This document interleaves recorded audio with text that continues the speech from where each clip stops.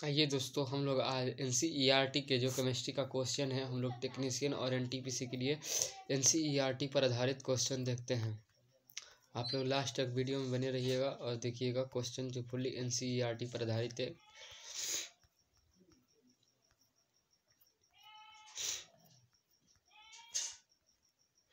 लोहे के कील का रंग भूरा क्यों जाता है? कॉपर सेल के इसका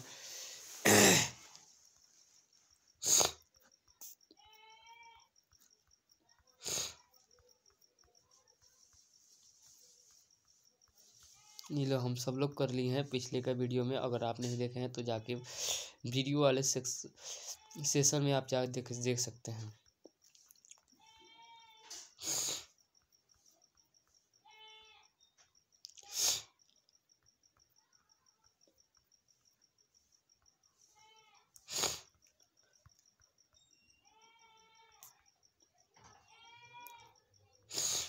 यहाँ तक किए थे। विरंजक चूर्ण ये भी कर लिए हैं हम लोग।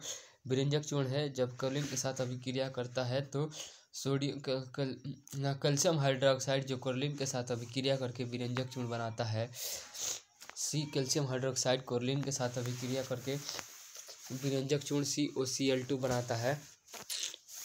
और विरंजक चूर्ण के उपयोग वस्त्रों में सूती एमिलेलिन के विरंजक चूर्ण के लिए कागज के फैक्ट्री में आवाज़ देख लें। बहुत तरीके आवाज़ बहुत कम है, देखिएगा। आप फिर से बता दे रहे हैं आपको। हम विरंजक चूर्ण जो हम टेक्नीशियन और NCERT पर आधारित क्वेश्चन कर रहे हैं दोस्तों। अगर आप जानते हैं कि सोडियम क्लोराइड के विद्युत अपघटन कोरलिन के निर्माण में होता है। सोडियम क्लोराइड के विद्युत अपघटन से कोरलिन का निर्माण होता है और इस कोरलिन गैस का उपयोग विरंजक चूर्ण के उत्पादन में किया जाता है। यानी जो सोडियम क्लोराइड में जो विद्युत अपघटन से जो कोरलिन प्राप्त होता है, उस कोरलिन का उपयोग विरंजक चूर्ण के उत्पादन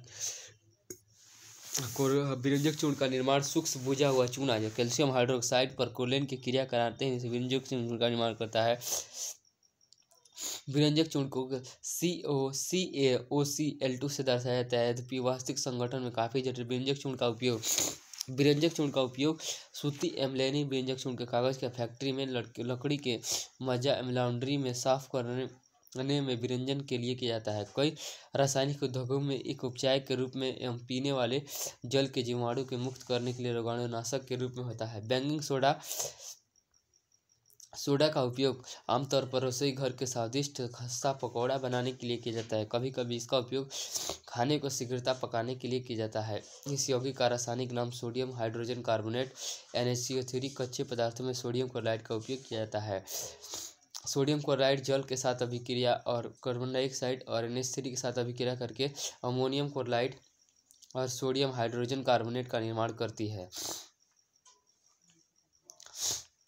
यह एक दुर्बल क्षारक है जो खाना पकाते समय इसे गर्म करने पर अभिक्रिया होती है। सोडियम हाइड्रोजन कार्बोनेट उष्मा देकर इसको N2CO3 यानी सोडियम कार्बोनेट और जल और CO2 का निर्माण करती है। सोडियम हाइड्रोजन कार्बोनेट का उपयोग हमारे घरों में अनेक प्रकार से किया जा सकता है। सोडियम हाइड्रोजन कार्बोनेट का उपयोग बेकिंग पाउडर बनाने में, जो बेकिंग सोडा टार्टरिक अम्ल जैसे एक मद खाद्य अम्ल का मिश्रण है। जब बेकिंग पाउडर को गर्म किया जाता है या जल मिलाया जाता है तो निम्न अभिक्रिया होती है।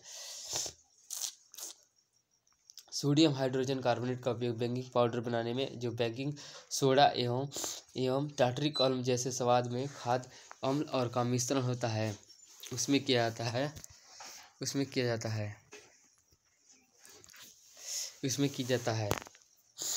अपना स्क्रीन का जो क्या बोलते हैं उसको ब्राइटनेस है उसको बढ़ा लीजिएगा। Sodium hydrogen carbonate hydrogen ion के साथ अभिक्रिया करके कार्बन डाइऑक्साइड और जल और अम्ल का सोडियम लवण बनाती है। बेकिंग पाउडर बनाने में बेकिंग सोडा यानी सोडियम हाइड्रोजन कार्बोनेट एवं टार्टरिक अम्ल जैसे मंद खाद्य अम्ल का मिश्रण है जो बेकिंग पाउडर को गर्म किया जाता है।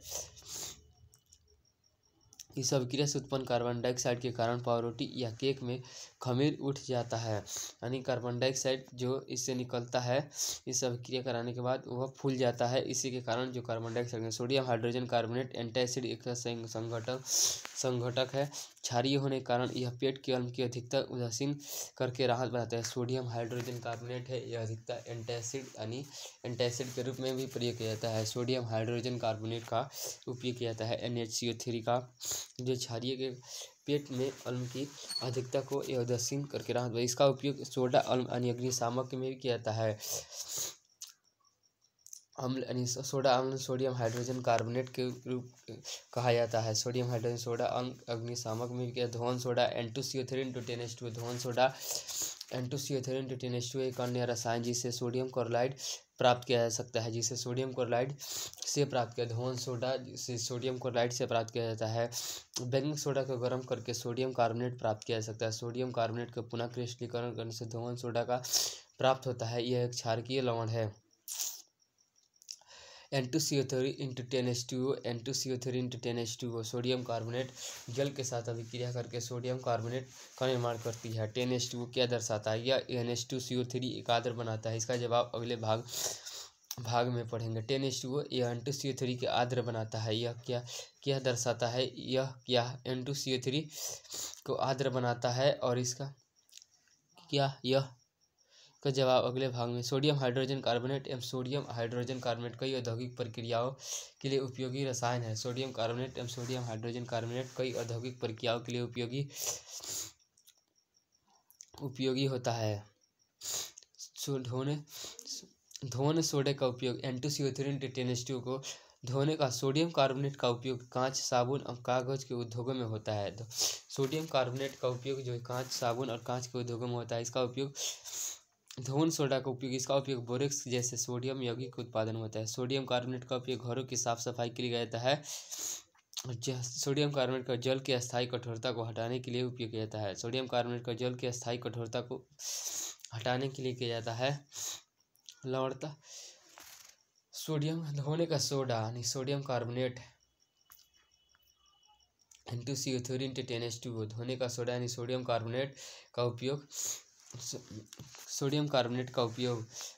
कांच, साबुन आदि कागज के उद्योगों में होता है। इसका उपयोग बोरेक्स जैसे सोडियम यौगिक के उत्पादन में होता है। सोडियम कार्बोनेट का उपयोग घरों के साफ सफाई के लिए होता है एवं जल की अस्थायी कठोरता को हटाने के लिए किया जाता है।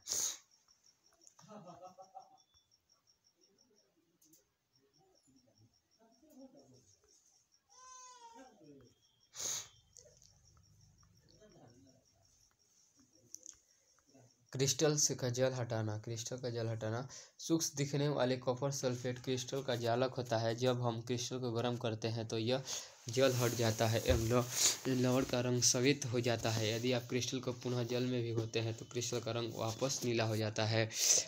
लवण की एक सुई इकाई का जल के निश्चित अणुओं की संख्या को क्रिस्टल का जल कहा जाता है। लवण की एक सूत्र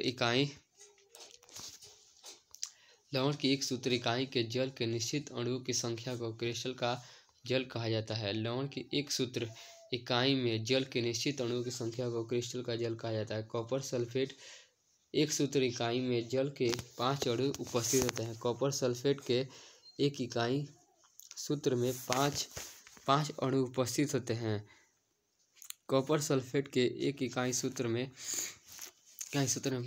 जल के 5 अणु उपस्थित होता है। जलीय कॉपर सल्फेट का रासायनिक सूत्र CSO4 होता है।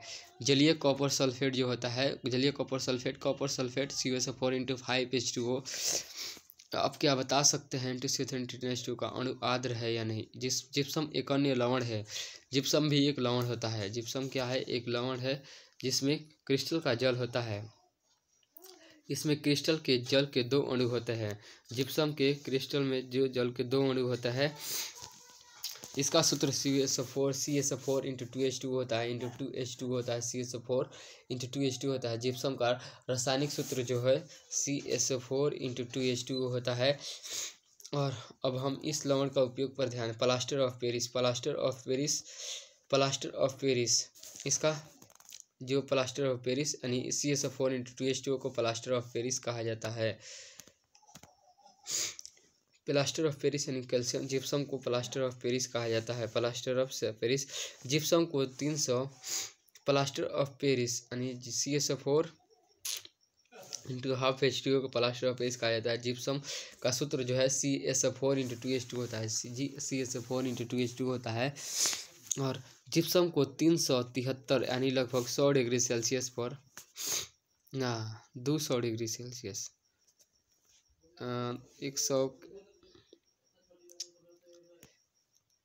200 एक मिनट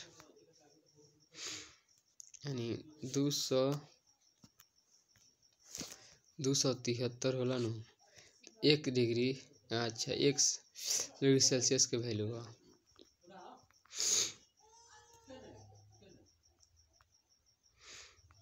(373 केल्विन) जिप्सम के 373 केल्विन पर गर्म करने पर जल के अणु का त्याग कर कैल्शियम सल्फेट अर्ध हाइड्रेट यानी hemihydrate CSO4 into 2H2O into 1/2H2O का बनाता है। प्लास्टर ऑफ पेरिस कहते हैं। इसका उपयोग डॉक्टर टूटी हड्डियों को सही जगह पर स्थिर करने के लिए करता है। प्लास्टर ऑफ पेरिस सफ़ेद चूर्ण होता है। इस जगह पर मिलाने पर पुनः जिप्सम बनाकर कठोर ठोस पदार्थ प्रदान करता है। जो जल के मिलाने पर यह पुनः जिप्सम बनकर कठोर ठोस पदार्थ प्रदान करता है। CSO4 into half H2O plus half जल H2O CSO4 into 2H2O gypsum होता है। ध्यान दीजिए, जल के केवल आधा अणु क्रिस्टल के जल के रूप में जुड़ा होता है। जल का आधा अणु कैसे प्राप्त होता है? CSO4 का 2 इकाई सूत्र जल के एक अणु के साथ साझेदारी करते हैं। प्लास्टर ऑफ पेरिस का उपयोग खिलौने बनाने, सजावट का सामान एवं सतह को चिकना बनाने के लिए किया जाता है। कैल्शियम सल्फेट और हाइड्रेट को प्लास्टर ऑफ पेरिस क्यों कहा जाता है? अम्ल क्षारक रंजक के मिश्रण का उपयोग।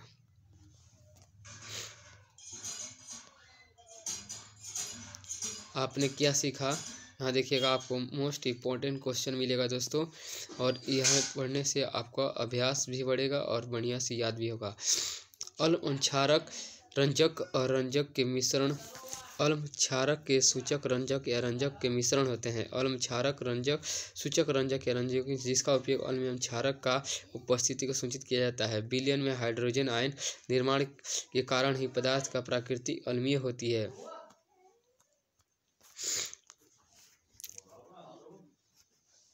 विलयन में हाइड्रोक्साइड आयन के निर्माण में पदार्थ की प्राकृतिक क्षारीय होती है। जब कोई अम्ल किसी धातु के साथ अभिक्रिया करता है तो हाइड्रोजन गैस का उत्सर्जन होता है।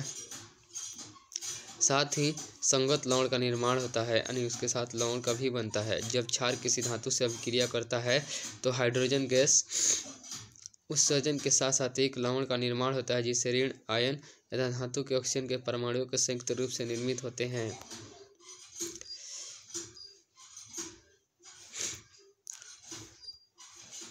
जब अम्ल किसी धातु कार्बोनेट या धातु हाइड्रोजन कार्बोनेट से निर्माण होता है तो यह संगत लवण कार्बन डाइऑक्साइड एवं जल उत्पन्न करता है।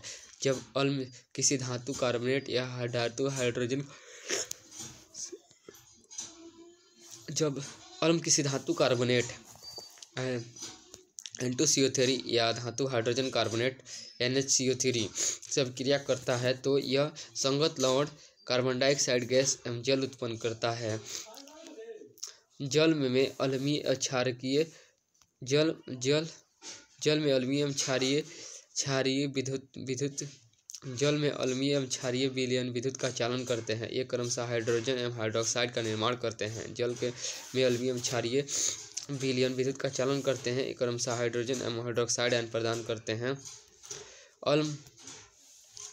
अम्ल में क्षारक प्रबल जांच pH 0 से 14 स्केल का उपयोग किया जाता है जो विलयन में हाइड्रोजन आयन की सांद्रता को माप करता है। एक उदासीन विलयन का pH मान 7 होता है जब अम्लीय विलयन का pH मान 7 से कम या क्षारीय विलयन का pH मान 7 से अधिक होता है। सभी जीवों में उपायचक क्रिया pH की एक अधिकतम सीमा होती है या इष्टतम सीमा होती है। सांद्र अम्ल या क्षारक के साथ मिश्रित करने पर एक अत्यंत ऊष्माक्षेपी अभिक्रिया होती है। सांद्र अम्ल या क्षारक को जल के साथ अभिक्रिया करने पर एक ऊष्माक्षेपी अभिक्रिया होती है। अम्ल एवं क्षार एक दूसरे को उदासीन करने के लवण एवं जल का निर्माण करते हैं। लवण के एक सूत्र की इकाई जल के निश्चित अणुओं की संख्या क्रिस्टल का जल कहते हैं।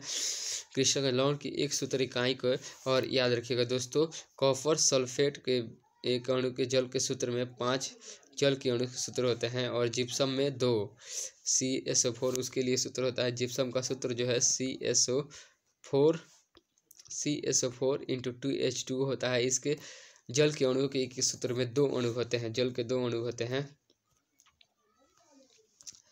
जल के 2 अणु होते हैं।